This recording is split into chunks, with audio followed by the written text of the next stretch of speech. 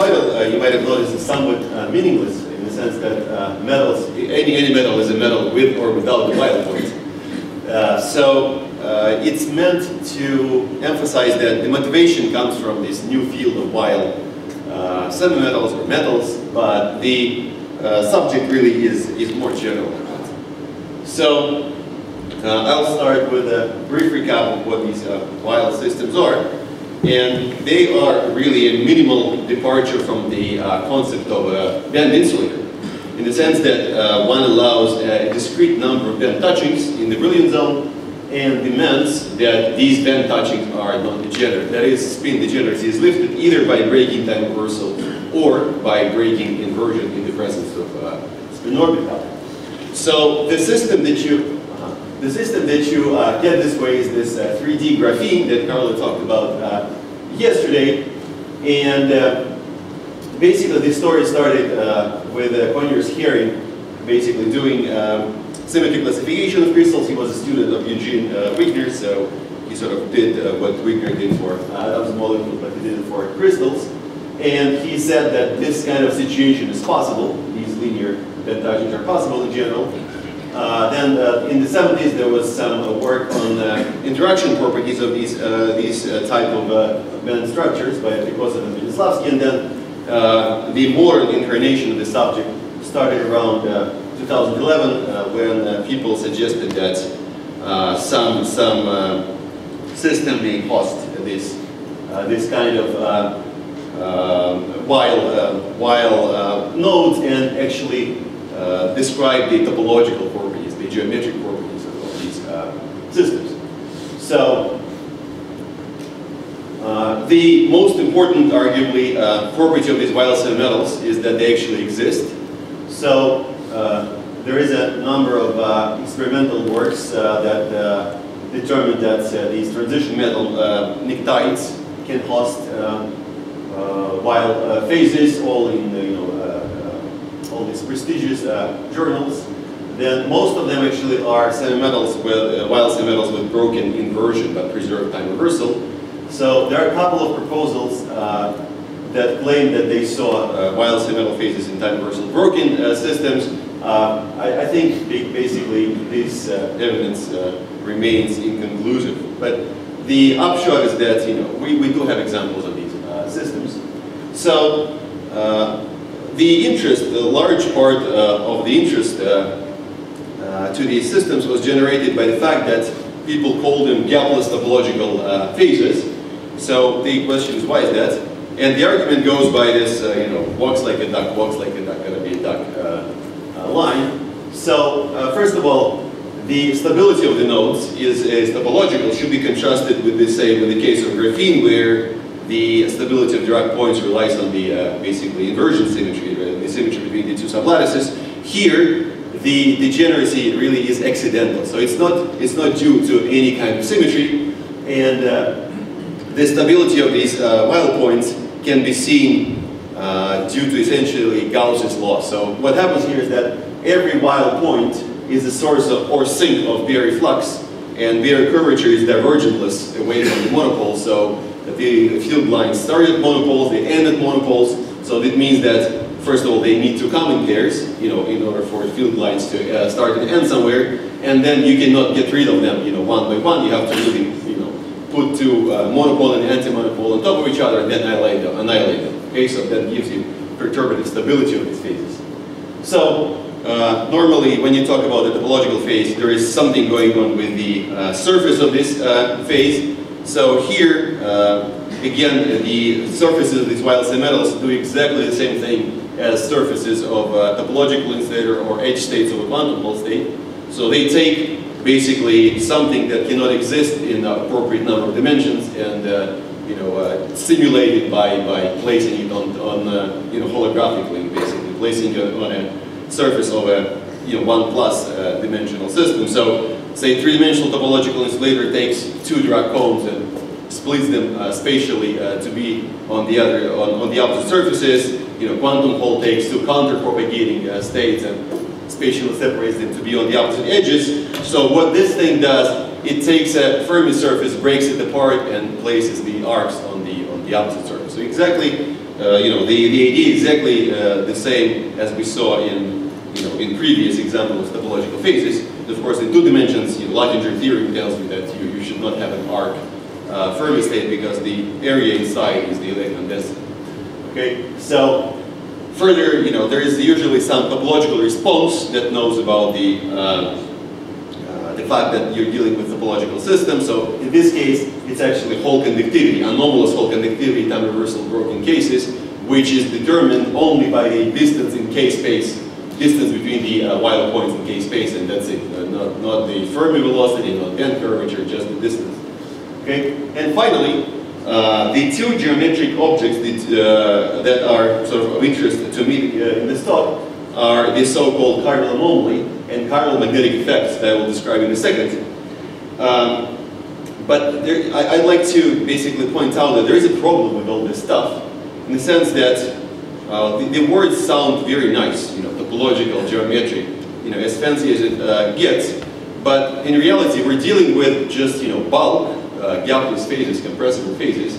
So any response that is allowed by symmetry will happen in such a phase. Okay? So in principle, any response that exists in a piece of copper with that symmetry preserved or that symmetry broken will exist in this Weyl semimetal. Okay? So the problem is to find a feature of response that is unique to this system. Maybe the sign of the response will be wrong, the magnitude will be gigantic, or dependence on temperature or on frequency will be special. But there is a dramatic statement. There is no effect in this Weyl semimetal that does not exist in the regular metal, unfortunately. Okay, so what are these chiral anomaly and chiral magnetic effects are there? The chiral anomaly is essentially a very simple thing in condensed matter setting. The idea is the following, that basically at classical level, at the level of equation of motion, the two chiral species near each Weyl point are conserved. Okay, so the 2 numbers are separately conserved.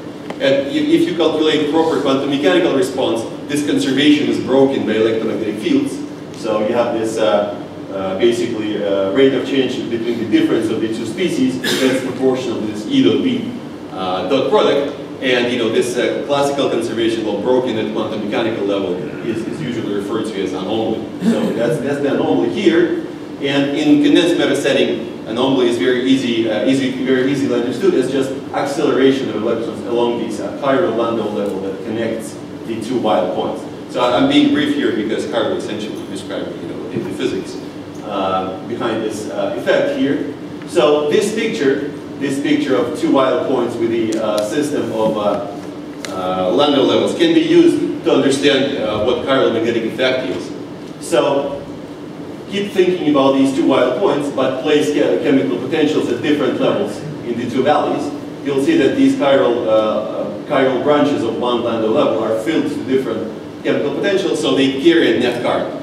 Okay, so it was noticed by Vilenkin in 1980 that basically Weyl fermions carry a current proportional to B field. This expression really is poorly defined because it does not treat right the contribution of the bottom of the Fermi C. So how you should read this is that if you change chemical potential in the Weyl point by a little bit, the proportionality coefficient between current and change in chemical potential will be E squared or 4 pi squared B. Okay, that's the way to read this formula. Of course, the other Weyl point will contribute analogous current with opposite sign and different chemical potentials. So overall, there is this expression of a relation between current being proportional to B field. Okay, and this subscript omega equal to 0 tells you that I'm really calculating response to a purely static magnetic field. So it's purely static yet a little bit non-uniform maybe in space. Okay, so this is the limit of response that corresponds to sending omega to 0 first and Q the wave vector, to 0 second. Okay, so people realized after that that basically you can consider response at non-zero frequency, but sending the frequency to 0, and you will get a similarly looking expression but with a different coefficient. And this innocent looking change in the coefficient actually is a sign of a different physics going on in this kind of response. And this non-analyticity of the response is very characteristic of a metallic system. So value of the response coefficient at 0 is different from the value of response coefficient taking the limit of zero frequency. So this is the chiral magnetic effect. I should say that basically, if you have heard about measuring chiral anomaly using negative magnetic resistance, that's what is behind that. So you use chiral anomaly to generate imbalance between the two values, and then you use chiral magnetic effect to convert that imbalance into extra current, and that current can dominate any intra-valley current if the inter-valley relaxation time is very long, so imbalances are very large. Okay, so I'm going to be concerned with optical properties of these Weyl semimetals, with their electrodynamics, and before we go into any kind of microscopic description, it basically pays off to consider phenomenology. So early on in this business, all kinds of words were said about electrodynamics with Weyl semimetal. So it was called non-Maxwellian, axion, and all kinds of terms.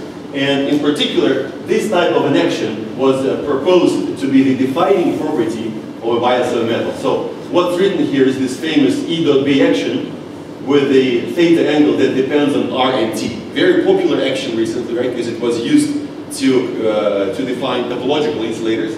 But you know that really this action with theta independent of R and T is a total derivative. It does not affect equations of motion. But if you make theta space-time dependent, it does affect them. So you can do integration by parts and convert this type of action to this form, which is called 3D Chern-Simons action. And that's one of the names for this non-Maxwell electrodynamics, Maxwell electrodynamics, axial electrodynamics, and whatnot. And when people say non-Maxwellian, that makes you wonder, did Maxwell forget something? Did he miss something? And you suspect that probably not. Okay. So basically, let's dissect this action a little bit and see what's going on here. So to do that, calculate current that correspond to this action. There's vary the action with respect to the vector potential. What you get is current that looks like this. So let's take a closer look. Assume that current rho is spatial component and mu now is also spatial. So mu and rho are spatial. So either alpha or beta are 0. Okay, so it's temporal index. So what's written here is either time derivative of vector potential or spatial gradient of scalar potential. That is the electric field. So if theta depends on spatial coordinate, mu is spatial, really we have a current that flows perpendicular to the electric field with anti-symmetric proportionality, material tensor. So this is nothing but anomalous Hall effect. So any itinerant ferromagnet with anomalous Hall conductivity has this piece, this action with basically space-dependent theta. Not a property of Weyl semimetal at all. Okay, very general. So more interestingly, let's consider mu that's temporal. So mu now is a time subscript. So this way, basically what we get is rho, alpha, and beta being all spatial indices. And what's written here is really the curl of A. Okay, so we have a current being proportional to curl of A, of course, magnetic field. And that's an interesting current. So, I mean, anomalous Hall effect is also interesting. For me, this current is more interesting. So this is not something you're used to. You're used to current being driven by electric fields. Here you have a current driven by magnetic field. So people went as far as claiming that such a current should exist in equilibrium, which is sort of understandable because, first of all, you look at a polar vector being proportional to an axial vector. So this proportionality can exist only when inversion is broken, but we know that broken inversion is actually a requirement for the existence of Weyl semimetals. Second of all, this current is time reversal odd, so is B, so this relation does not break time reversal. So it's not a dissipative current, so you kind of imagine that it can exist actually in equilibrium, except if you have response of current to curl of A, there is a Onsager conjugate, I guess, response of magnetization to vector potential.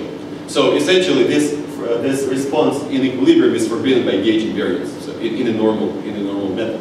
So it looks like the first group of people who realized this fact were Levitov, Nazarov, and Ilyashkin in 1985. Okay, so there is no equilibrium current like that. However, there can be non-equilibrium contribution. So let's see what is going on there. So this is a brief recap of chiral magnetic effects. What we had is two Weyl points at the same energy, but filled to different chemical potentials. And we saw that there was a current flowing proportional to B field, proportional to the different chemical potentials. So what people try to figure out is that what if you keep chemical potentials the same in the two valley, but place the Weyl nodes at different energies, which can happen when inversion symmetry is broken. Okay, so after some after some discussion, it was figured out firmly that the equilibrium current in this situation is strictly zero. As we know, gauge invariance basically requires that it's zero.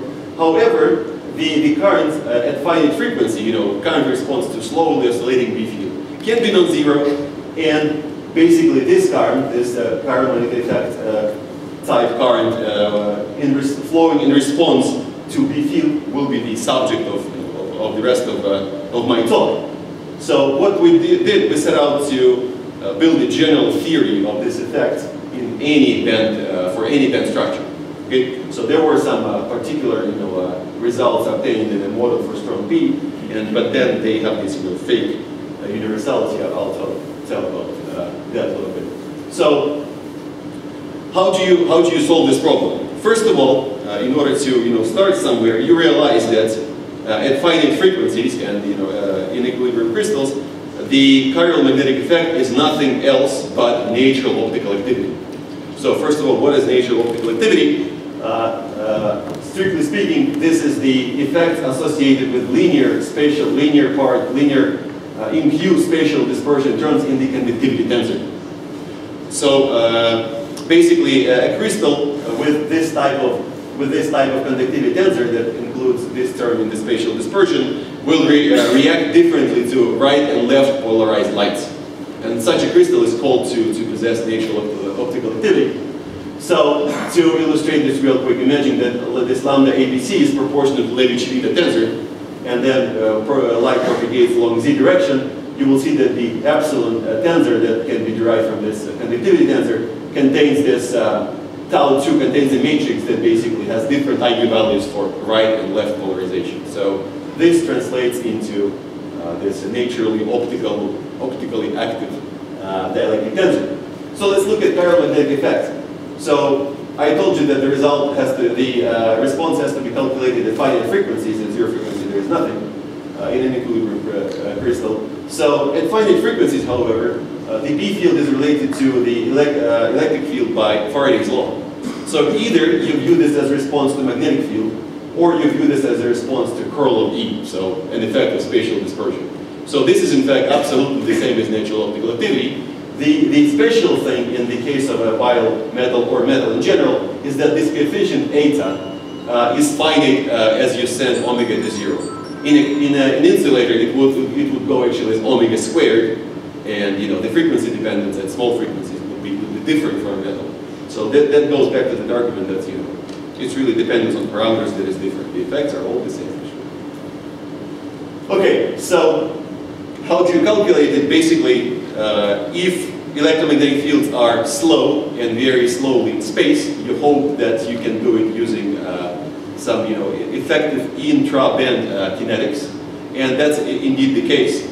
So the important thing is to remember that there are these semi-classical corrections to purely classical single band kinetics, which come essentially from interband coherences driven by electric and magnetic fields, essentially by the Lorentz force. Okay, so if the fields are slow and smooth, you can basically integrate out these interband coherences and substitute them with this very curvature that has been discussed extensively today. Very curvature is given as weird cross product of derivatives of periodic parts of log functions with respect to momentum.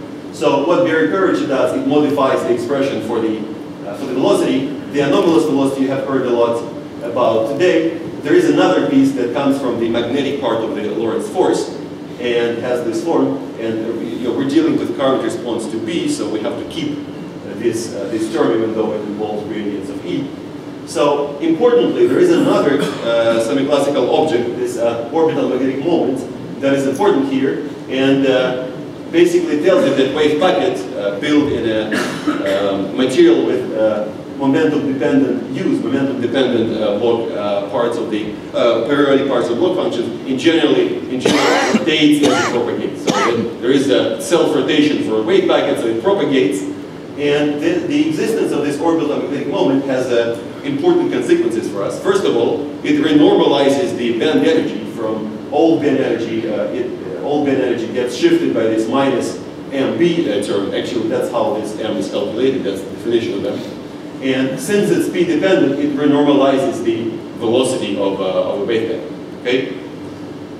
Further, if there is a non-uniform density of magnetic moments, non-uniform magnetization, that leads to currents. Okay, Correlate magnetization type of currents, which also have to be taken into account. So, putting all these together, we can formulate essentially an effective Boltzmann equation, single-band Boltzmann equation. The problem is actually very simple. So, Carlo promised that I will talk about Kubo formula. So that derivation is super nasty. Okay, this is done on 2 pages literally. That's how long it takes to write it. Kubo formula is something absolutely nasty, and the fact that we got coincident results is, basically tells you how good this Boltzmann equation is really for practical purposes. Okay, so what is going on here is that we have a kinetic equation that you have seen many times. We neglect collision integral, assuming that frequencies of the field are very large. So the equations of motion have this modified form in the presence of their curvature, and this V has this type of correction in it included. And the solution to this kinetic equation is basically this equilibrium function of old energy. Okay, so if field oscillates fast, the level never relaxes to equilibrium distribution with this total energy. It depends only on the old energy without magnetic field, and that's exactly what Carlo was doing yesterday. So that's the same type of kinetics. So the distribution function, basically, equilibrium distribution function depends on the old energy, but you change the expression for the velocity. Okay, so in that treatment, you have a one-dimensional version of this argument. So of course, there is also acceleration by the electric field. So you take this solution of this kinetic equation, calculate current using the proper expression for the velocity. The current then looks like this monster with lots of terms. And so this is a quasi-particle current, basically due to acceleration of quasi-particles, which contains this correction due to magnetic moment, the anomalous velocity, and another part of the anomalous velocity. So I should say that neither this term nor this term contribute to these effects of spatial dispersion. Really, the magnetic moment is the one that is important here. So this other current is the magnetization current, the curl of induced magnetization, right? So this is local magnetization. I take a curl, I get the magnetization current. So basically, when you massage all this, you get a conductivity tensor that has exactly this form. So it has 3 distinct contributions. One contribution, the one that involves actually Kerr curvature, is the one that determines the static chiral magnetic effect. Okay, when you consider response to a purely static peak, so it actually vanishes in equilibrium. So you can show that this term essentially counts the number of monopoles inside all Fermi pockets in your system, and that sum of the monopole charges is 0 basically. That's sort of manifestation of gauge invariance here. So then there is a piece that comes from velocity normalization, and there is a piece that comes from curl of the magnetization. So importantly, you have to include both parts, because on-Zager relations for the conductivity demand that this tensor lambda is anti-symmetric with respect to the first indices, and these 2 terms simultaneously make it so. Okay, so both parts of this current need to be taken into account. So once we have the general expression, we can apply it to some simple cases to see what's going on. So the first question that one should address is that, do you need Weyl points to actually have this chiral magnetic effect? The answer, of course, is no. So to prove that it's so, you need an example without the Weyl point that actually shows chiral magnetic effect. So this example is constructed very easily. consider simplest two-band spin-orbit coupling appropriate for C4V point group crystal. Okay, so in this case, there are four-fold polar axis and mirror plane that contains this axis, which turned into four mirror planes by the rotations, and these mirror planes will actually kill a possible relation, GA proportional to B kind of relation, okay? Because GA and B transform differently under reflections. So for this model, there is definitely no chiral magnetic effect, but I can break this mirror by this scalar term without Pauli matrix. Basically, clearly breaks x to minus x and y to minus y. So all reflections are broken, but it preserves the four-fold rotation, okay? So this model that determines the Berry curvature in the problem does not have any chiral magnetic effect. Include this one, there should be chiral magnetic effect. So Berry curvature and magnetic moments come from this C4D theory. It doesn't have any kind of monopole, but once you basically perturb energies with this term, you get contribution to chiral magnetic effect of this form. Presumably it's very small under any real circumstances. So again, the effect in the Weyl semimetal will be large, but the effect itself is not really constrained to be in Weyl semimetals at all. Okay, so let's actually get back to Weyl semimetals. So I will consider this ideal Weyl semimetal, which is a collection of Weyl points located at energy E with the subscript that numbers Weyl points. Chemical potential can be the same or different for these Weyl points, and then each of them has chirality Q and velocity V. Okay, so basically take the formula, calculate the chiral conductivity relation between current, this chiral magnetic effect current, and B field, and you end up with this kind of table.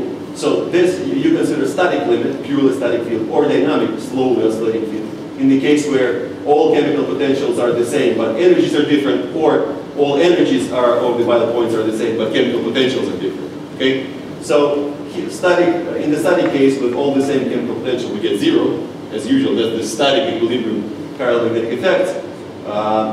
When chemical potentials are different, we get this topological kind of chiral magnetic effect, again given by this very dipole moment in chemical potential space.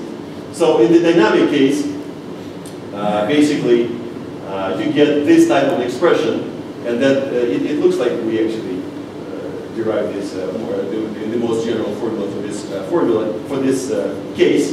Okay, and then in the case where all Weyl points are the same energy, you get this old result that is well known in the community.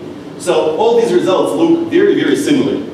And they look very topological, just some calculated very dipole moment in appropriate space.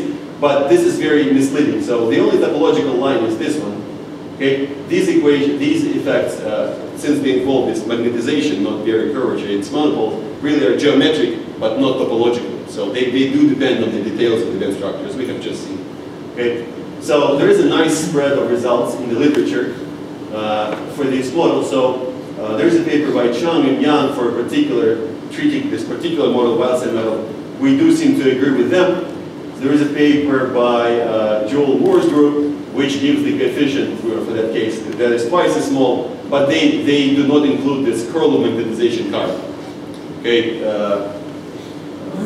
I don't know why. Somehow they thought that this other current is more important. I'm pretty sure they knew there is one more current, but they just threw away half of the current, so they get half of the coefficient. So other than that, it's concerned. So in Carlo's group work, there is a similar type of expression obtained with a slightly different coefficient. But again, this coil of magnetization current is not included, and it's done in particular in the cylindrical geometry where the direction along the cylinder is clearly different from the direction perpendicular to. So maybe that's the source of the discrepancy. I guess that's what you guys think about this. So other than that, the expressions are very similar. So what are the numbers? So if we would like to see what the effects are and what their magnitudes are, consider a thin slab of this material with chiral magnetic effect, and consider a Faraday effect for in transmitted light through the slab. Then basically there is a polarization rotation if material react differently to right and left polarized lights, there will be polarization, rotation in general in transmitted light. And this polarization rotation angle essentially is proportional to the difference in the refractive indices for the two, polarizations, circular polarizations, which basically ends up being roughly this kind of rates, changing at this rate. So, we're dealing with metals, so everything will be confined to the, a film of skin layer depth. So multiply this by the skin layer depth, you get rotation angle by roughly a microrad. Actually, it can be 10 times more than that, roughly.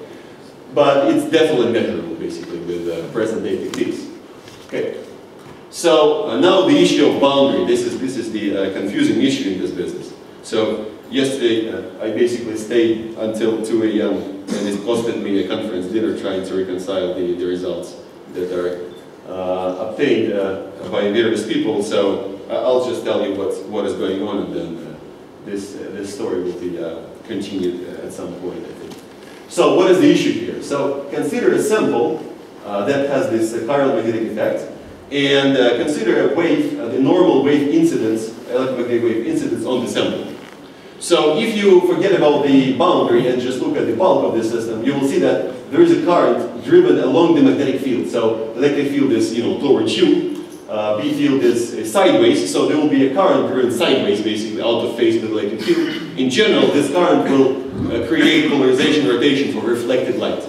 Okay? For a time reversal invariant system, for polar Kerr effect for this geometry, polarization of light must be zero. Okay, this is essentially a statement of reciprocity. Okay, so this reciprocity arguments were used some 25 years ago, and we know that polar Kerr effect cannot happen in time reversal invariant system. So what is the resolution of this difficulty? The resolution of the difficulty is the surface current that is just the right amount to cancel this effect in a time reversal invariant system. Where does it come from? It's very simple to understand using these macroscopic arguments, essentially. So we have a current that is proportional to the gradient of electric field. What happens if the coefficient of proportionality depends on the coordinate itself, as happens near sample boundaries? So it turns out that the correct prescription, what's the difficulty? Do you write, derivative first and then gamma, or you write gamma and then derivative? And the correct prescription is to write this anti-commutator, just symmetrize the expression, and basically it can be proven that that's the case using, again, non-Zager relations. This is a rigorous result. Okay, not a guess, but rigorous result. But this term that then shows up near boundary looks like essentially surface Hall conductivity. So remember, this proportionality coefficient is antisymmetric with respect to A and B. So it's a surface, Hall tensor, it's a Hall conductivity tensor, which can be shown to drive just the right amount of current to cancel the bulk polarization rotation for reflected light. So we can take this constituent relation and apply it to a cylinder geometry. Imagine there is a cylinder, there is a slowly varying magnetic field through that cylinder. So you will have a bulk current that is proportional to the B field. So the net current will be proportional to the flux of the B field.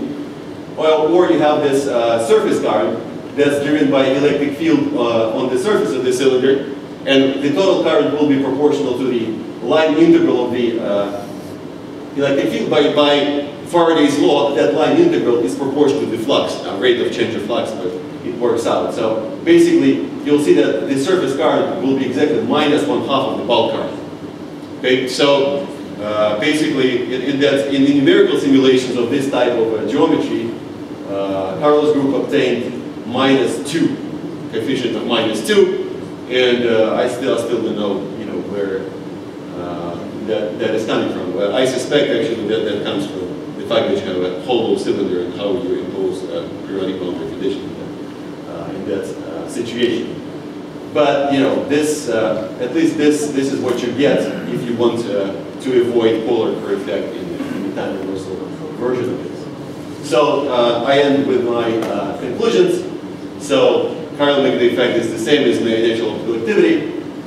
It comes from interband coherence or from this magnetization orbital magnetic moment with the particles.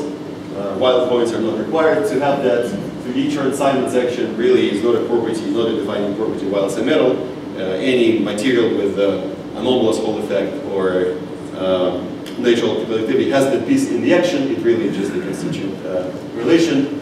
And then, you know, the effects that come from this type of the polarization rotations that come from these type of effects are restricted to a few microrads, so should be easily observable basically in experiment. So with that, I am done. Semiclassical theory is great. Do you have a proof of Google from Google side? So the Joe Moore's result, I think, has also a Google kind of justification. And what sort of gradient quantization are you talking about? And how can you use actually semiclassical theory just like that without considering also interband terms or this? Right. So yeah. So the short answer is, of course, we did it using Google formula. Actually, that's the way all problems are solved, right? First, you solve it the hard way, and then you pretend that you are so insightful as to start with a semiclassical, derivation and say, okay, this is very simple. We did it, via Kubo formalism, and then confirmed it with this Boltzmann kind of treatment. So speaking of interband coherences, of course they are here behind the scenes essentially, okay, behind the scene. So as you accelerate electrons, you generate interband coherence, and then if acceleration is small, you can trade that interband coherence for Kerr curvature or this orbital magnetic moment, which sort of change your effective intraband kinetic equation. So all these effects are included in this modified semiclassics, of course.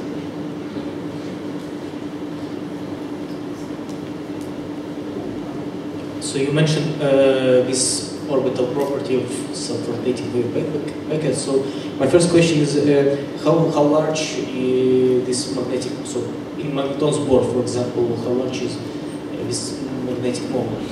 It really depends on the model. So if you have some... So in model or in material? I mean, material, band structure, depends on the band structure. So it can be comparable to that. So for example, if you have a gallium arsenide type of material, you will have magnetic moments. What is that? I mean, basically, okay, so comparable to the actual spin. I do not remember numbers, but it can be more or less anything. Depends on the band gap, of course. Okay. So this is my second question. So people did a lot of works about properties of materials in magnetic field before this very famous science, and we have also got some formula for orbital magnetic moments of the band. So how does the old answers correlates with the new ones? So is it in this part? Is it an additional part, or you can restore this part from the previous one? I think they're all old in a sense, and they basically do. So this correction to the G factor of the electron can be seen to come from near the band bottom, can be seen to come from this magnetic moment, and it all was done by Chang and Chan Yu, around 2010-ish. So there is a correspondence. Okay.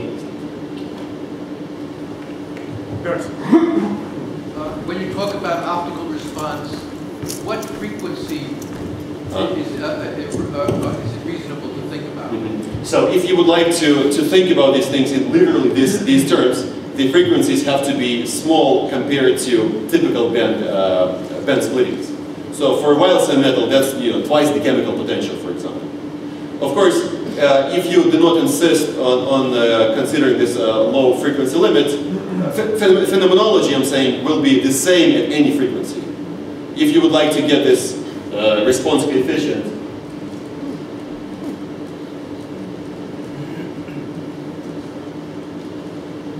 of this form, so to have a constant 1 over omega, it is only at omega small compared to chemical potential or whatever band splitting you encounter in your core. At higher frequencies, it can be drops. Say it again, please. But quantitatively, at higher frequencies, the effect is going to drop. It gets smaller with higher frequency.